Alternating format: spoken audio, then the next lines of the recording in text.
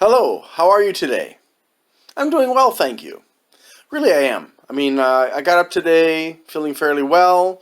My feet weren't really aching, which is still a leftover side effect of having worked in a warehouse from December of last year to early August of this year.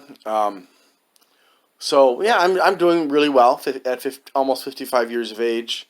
If you hadn't noticed, I'm a little bit old.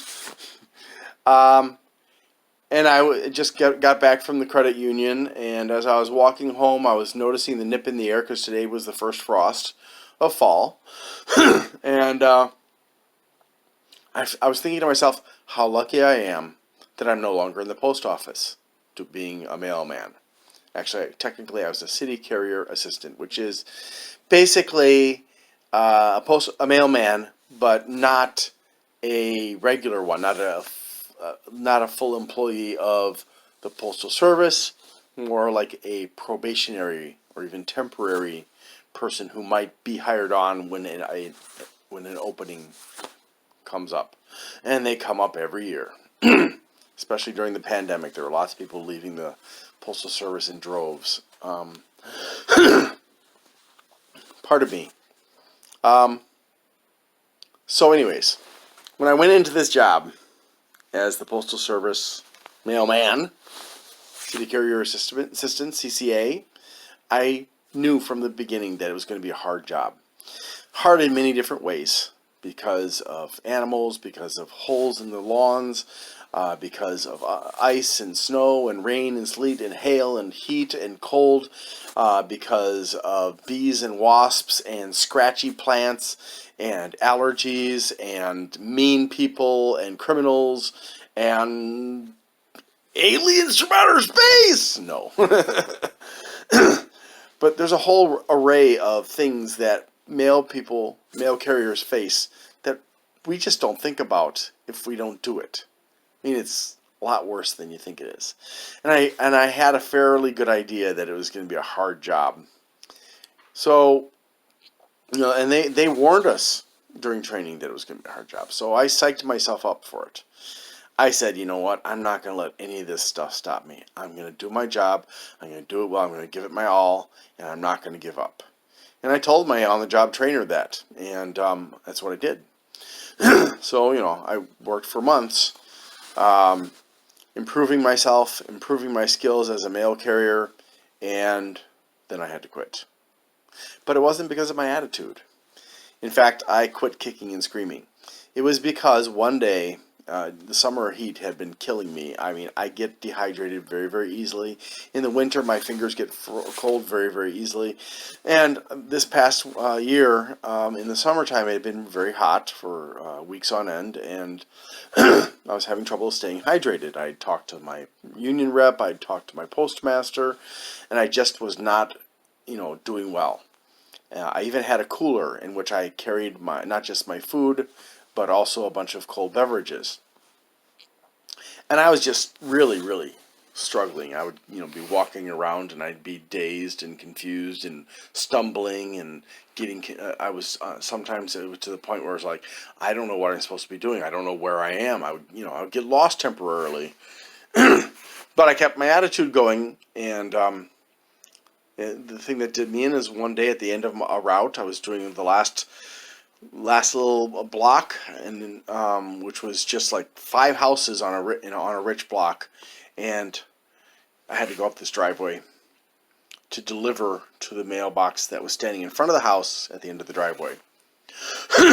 And as I approached it, because I was dehydrated and not aware of that fact, I hit the mailbox, took it clean off the post. It was a $500 mailbox, and that was the beginning of the end. I handled everything right. I called my supervisor. I left a note for the customer, apologizing and offering to replace it, and so on and so forth. But when I talked to my postmaster, the first thing is he didn't want to believe that I had been dehydrated. He wanted to believe that I was negligent. I insisted, no, I had been dehydrated. And at that point, he made it a health case. And he tried to get rid of me that way. He tried to get rid of me through firing me. And then they had filed a false report against me. And it ended up that the union stepped in and helped me, and they got me pay for part of the time at least that I was unemployed, because they wouldn't let me work. And yeah, but it was not my attitude. That was not the problem. The problem was my body's limitations in terms of temperature. So I was thinking as I was walking through the first frost of the year, of the fall, how lucky I was that I'm not going to have to be fingering mail in the cold of winter here in Ohio, which is not as bad as in Milwaukee by any means, but still, my fingers just would not have been able to handle it well. And that is the whole point of this video, really. I had to record it. I've just cut it down to half the same story in half the time on my first try. But the thing I learned a long time ago is that one of the most important things that you can do to be successful in life is to have a positive attitude. This was a hard lesson for me to learn. You see, I had gone through trials and tribulations just like anybody. There had been, well, let's just say that there are people who have experienced much worse than I have. But what I had experienced, I had not been mentally prepared to experience. I had been a fairly sheltered child and lived a fairly sheltered, happy childhood. And so when adversity came my way, I was not prepared for it. And I ended up becoming depressed. And to a large degree, that was because of two factors. And one was religion, the other was my parents' divorce. But there were other things as well. And I became depressed, very depressed, to the point where I was thinking of suicide every day. I was clinically depressed for well over a decade, struggling, basically every day to just keep my head above water. And then I was, before that and after that, I was still depressed, but to a lesser degree for quite a long time as well.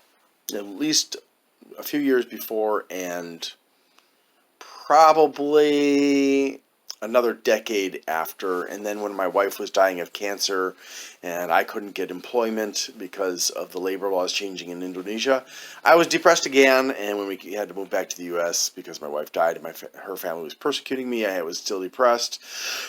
And it took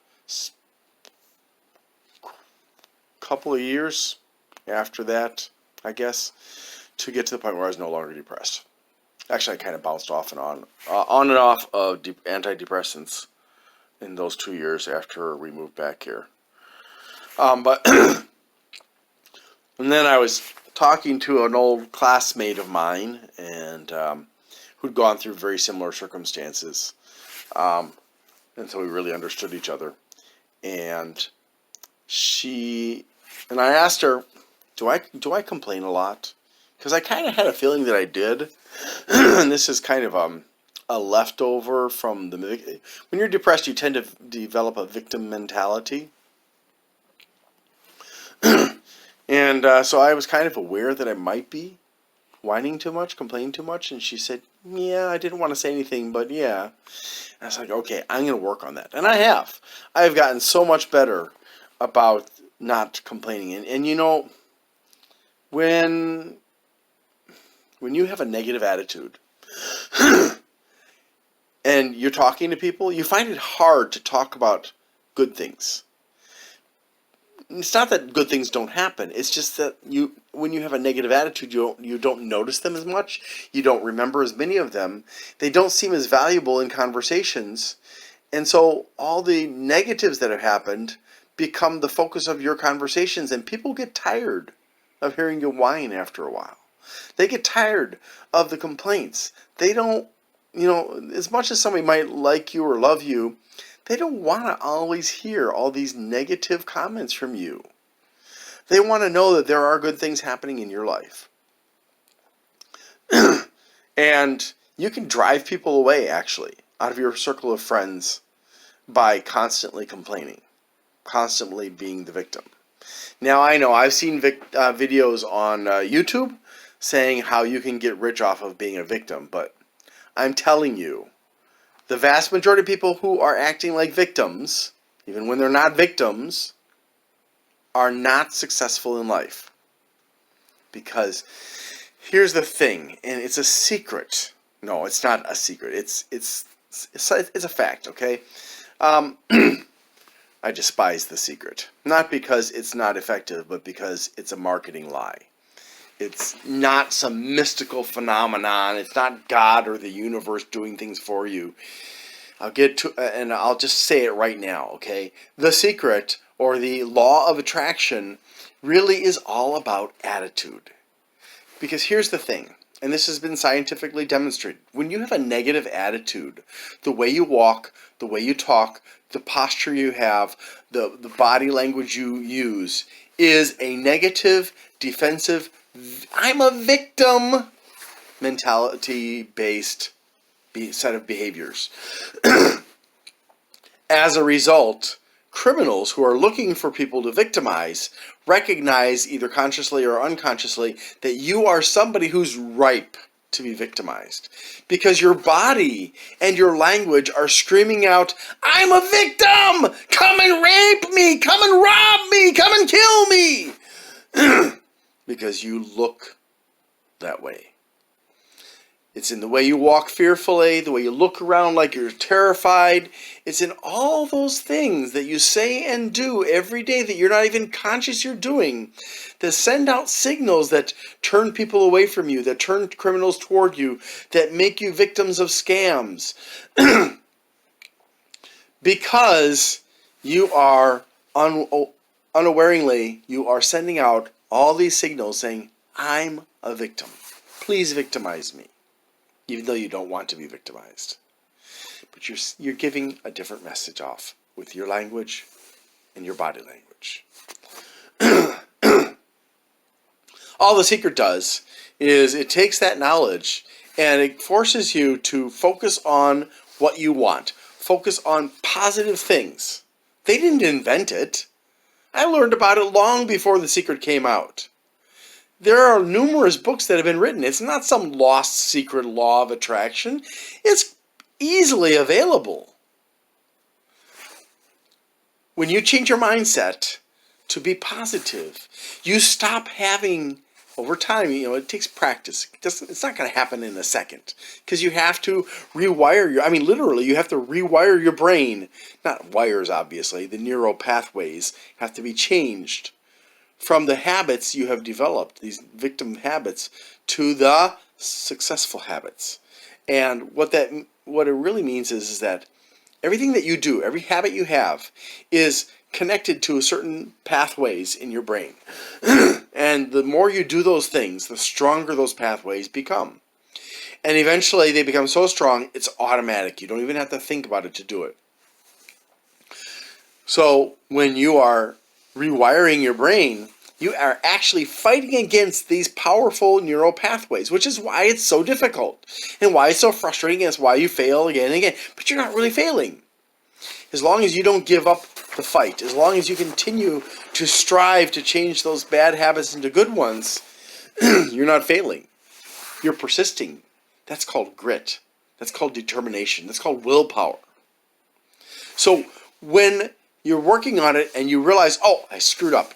Don't get angry at yourself. Just do it again. And again, and again, and again, and again. And the more you do the right thing, the weaker those old bad habits are going to become in your brain. The weaker those neural pathways are going to become. And the stronger the new ones are going to become. And over time, those bad pathways will wither away. And you'll be left with the good habits that make you a successful person. So, now, what I want you to do is to be positive. And here's how I want you to start. If you are one of those people like I used to be who hated getting up in the morning, I just hated it. I dreaded getting up in the morning. I just wanted to stay in bed as long as I could. Of course, then my body would be all achy from being in bed for too long. But I wanted to be in bed for a long time because I just didn't want to get out of bed. so when I get up and go to work, people would say, good morning. And I'd say, yeah, it's a morning. Or, hi. It wasn't like inviting. I wasn't like encouraging people in the morning to want to talk to me. I was a nice guy. People liked me. But in the mornings, people didn't want to talk to me because I was not pleasant. I was grouchy. I wasn't mean. I was just grouchy. So one day I was reading this book, and I recommend it. It's called The Magic of Thinking Big. And there's another one called The Power of Positive Thinking, and there are several others. Mandino's The Greatest Salesman in the World, The Blue Vase, which I don't remember the name of the author. And there are so many other ones out there that are really accessible and really good at teaching you about positive attitude. But I was reading The Magic of Thinking Big one day, and the guy was talking in the book about how attitude can change your life. And I was like, yeah, right. What, you just wrote that to sell books. God, you're such a Tony Robbins. But I was like, okay. This is recommended to me. It's okay. At that time I was involved in Amway. And the group that I was downline of, this kind of they build organizations, support organizations to motivate and support each other and stuff. And this organization had a list of recommended books, and The Magic of Thinking Big was on that list, along with a bunch of these other ones. And I figured, well, if they recommended these books, if they recommended this book, this guy's got to be right. So I said, I'm going to test it. I'm going to wake up tomorrow morning, and I'm going to be cheerful. I'm going to greet the morning with enthusiasm and see what happens. And I thought, it's not going to work. No way. But I committed myself to doing it. So in the morning, when I woke up, I put a smile on my face, and when people said good morning, I said, good morning, how are you? And I was very cheerful and very nice. And people were like, who's that guy? And you know what I found out? The book. God darn it. That book was right. It felt so wonderful to be happy in the morning that I couldn't stop. I still haven't stopped. I mean, there have been days when I've gotten up in the morning and I was like, I'm just not ready for today. But by and large, 350, 60 days of the year, I get up with a positive attitude and I'm ready to rock and roll. I'm ready to do what I got to do. And it has made such a difference in my life. I've cut way down on the complaining. Haven't quite nipped it in the bud yet, but it's getting there. And life is less stressful. I have less bad experiences. And, one thing that I learned a long time ago also about being a negative thinker, and some people who say they are realists are actually negative thinkers in disguise, is that I would pass up on opportunities because that negative thinking locked me into a certain way of thinking. And I'll give you a great example. Many years ago, I dated this woman, and nice lady, very, very nice lady, and I found out she recently passed away. I was very sad to hear that. She had recovered from drug addiction and turned her life around, and but the consequences of the drug addiction had damaged her body that had long-term consequences. Anyways, we had dated, and she had an old Dodge Magnum XE Limited sitting in her garage that she didn't need, and she gave it to me for $200, I think it was. And I didn't have the money at the time. She said, well, don't worry about it. Just pay me that back when you can. So, I did a little bit of repairs on it, new spark plugs and wires and distributor cap and oil and stuff. And one day I was going to drive home. I had been at a get-together with a bunch of other people at a place called Pipe Organ Pizza in Milwaukee. Not that you need to know that, but I thought I'd mention it just to plug them, because if you like pipe organ music and you like pizza, it's a great place to go. And I I was just getting on the highway,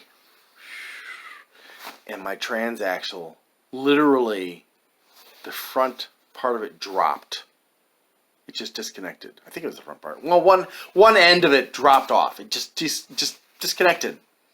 So obviously I couldn't drive the car anymore.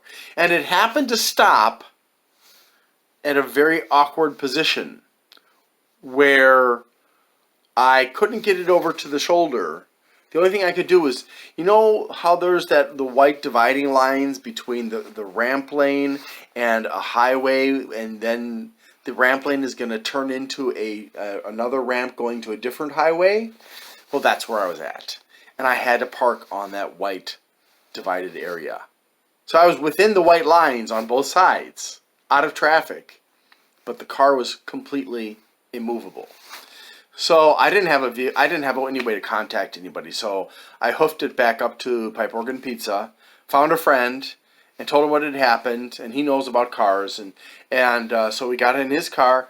And as we're driving toward the highway, I see flashing lights from emergency vehicles. I'm like, oh my God, don't let it be my car. And it was. So basically, what had happened was there was a semi. It was driving by my car. And as it was doing the guy behind him was driving a compact, and he was impatient to get into the lane for the interchange ramp that was going to the highway. That was also the lane that was for getting onto the highway from where I started. And he slammed right into my car, full speed, destroying his car. And this was my car. If you don't know what a Dodge Magnum XE Limited is, it's a full-size sedan. Big car.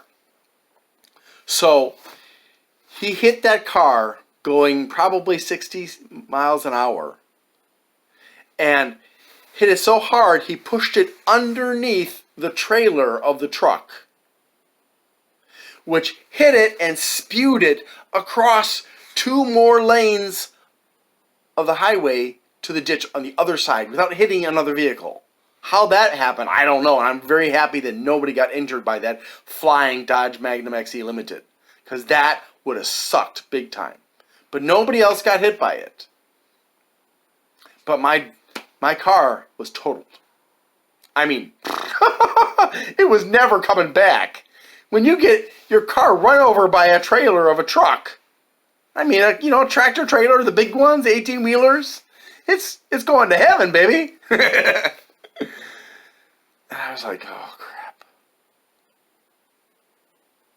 And my friend gave me a ride home. A few days later, the car owner's insurance company called me up and said, hey, how much do you want for your car? And I said, well, I don't know. Can I get... And I had a full box of oil in there for oil changes. I said, can I get money for the oil and stuff that I had in the back? In the trunk. And he said, well, no, we can't help you with that. How much do you want? And I said, well, I'm supposed to pay my ex-girlfriend $200 for it. I don't know. And the lady kept on asking me, how much do you want? And she couldn't say, would you like Blue Book value? Would you like $10,000? How much? She couldn't help me. But I said, well, maybe $200 because that's what I owe. She's like, are you sure? How much do you want? She really tried to help me to wake up my mind, to get out of that negative mindset and take what I could have accepted, which was, Blue Book value, or more, maybe. But I couldn't do that.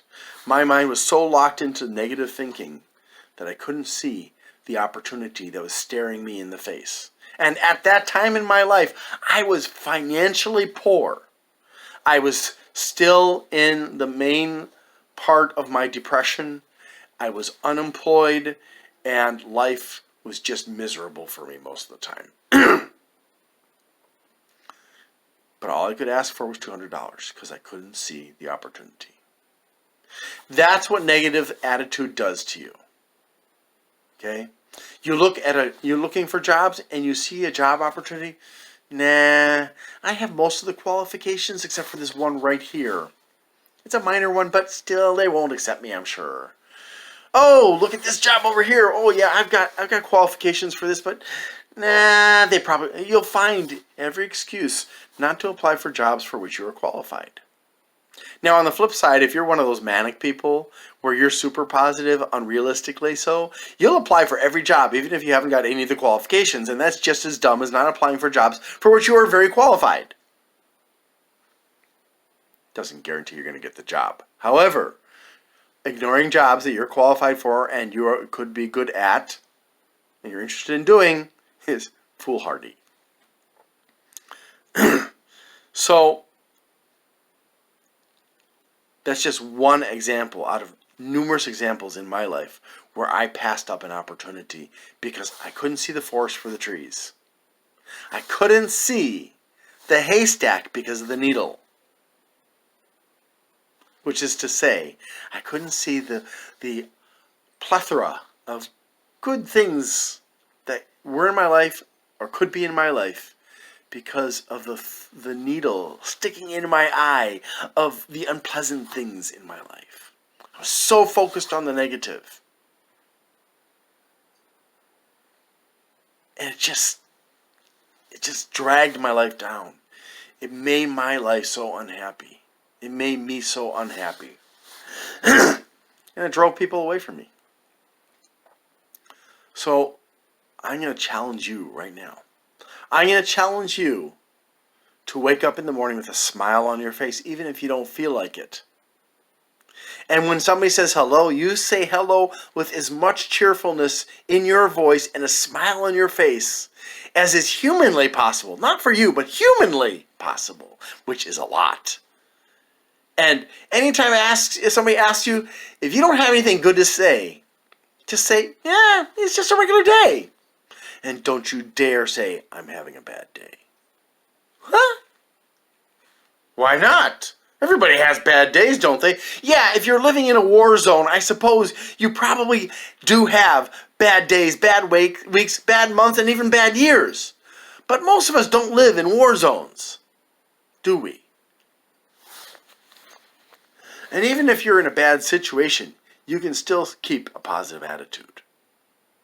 Because positive attitudes open your mind to possibilities, to opportunities, for ways for you to get out of those bad situations. If you say you're having a bad day, you got up, and as you're getting up, you managed to accidentally fall off the bed. I mean, literally just like, boom! And so your downstairs neighbor's like, what the heck happened? Did somebody get killed up there? And you get up, and your hip is hurting because you fell on your hip, and you stubbed as you're getting up, you kicked your nightstand, so you stubbed your toe, and you're flailing around like a beached whale. Well, I guess whales can't really flail. But you're flailing around. And you get up, and you're like, ow, my hip! Ow, my toe! Oh, it's a horrible day! Why did I get out of bed? You got out of bed because it's not a horrible day. Just in a couple of seconds, you injured yourself twice because you were being careless. Or maybe you were too sleepy. But that's not a horrible day. So then you get up, and everything that's negative, you focus on it. And everything that's positive, you downplay in your mind. And pretty soon, within minutes or hours maybe, you're like, oh my God, this day is so horrible. I can't wait for it to end. I'm going crazy. I just want to climb under a rock and wait for tomorrow. But the truth of the matter is, it's not about today. It's about your attitude. You have labeled the day a failure. You have labeled the day bad. And because you have done that, you have predisposed your mind to finding every reason to support that claim. And it's not true.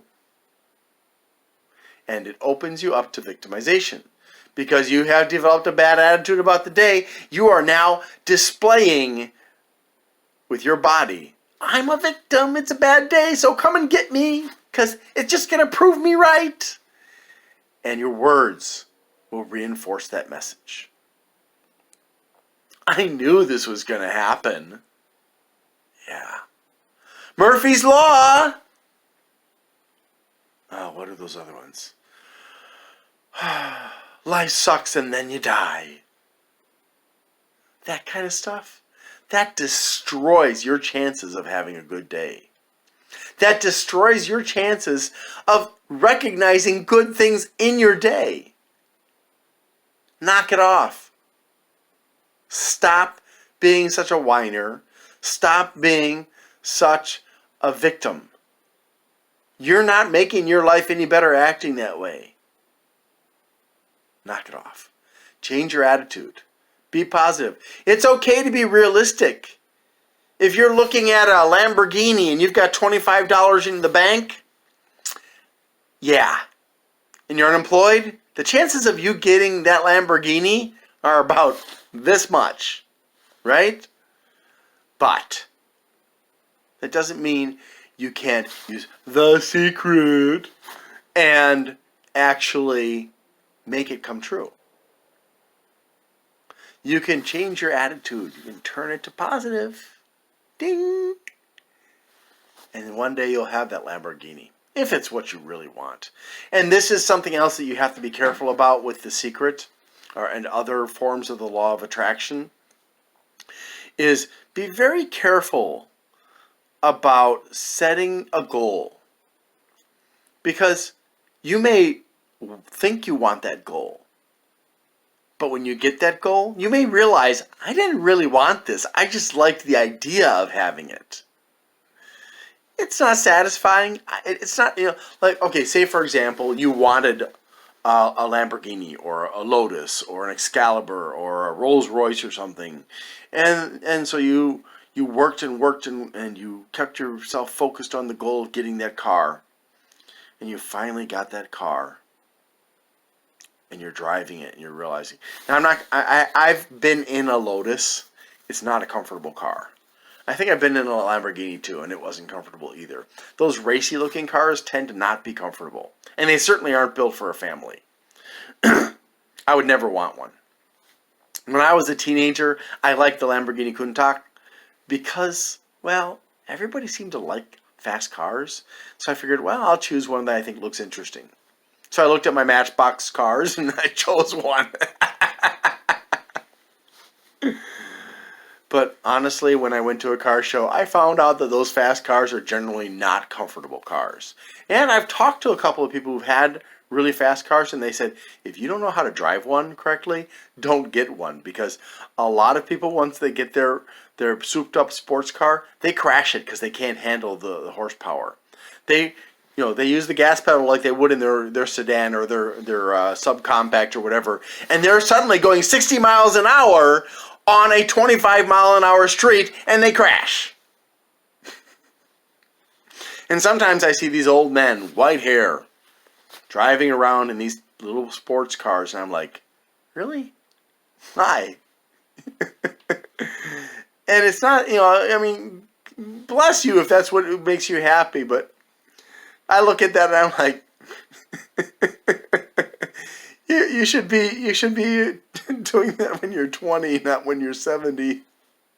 But whatever, if it makes you happy, I'm sorry, I'm not picking on anybody. It's not for me. So when I see somebody in that kind of car, and they're that old that they have white hair, because it's not for me. Yeah, so please, just take this information of the positive attitude. Challenge yourself every day to look at the world a new way, in a positive way. And you'll discover that without having to spend the $20 or whatever it is for The Secret and stuff, that you will develop a positive attitude and your life will become better. Now, it's not going to happen overnight. It's going to take a lot of effort for you to change the way your brain works.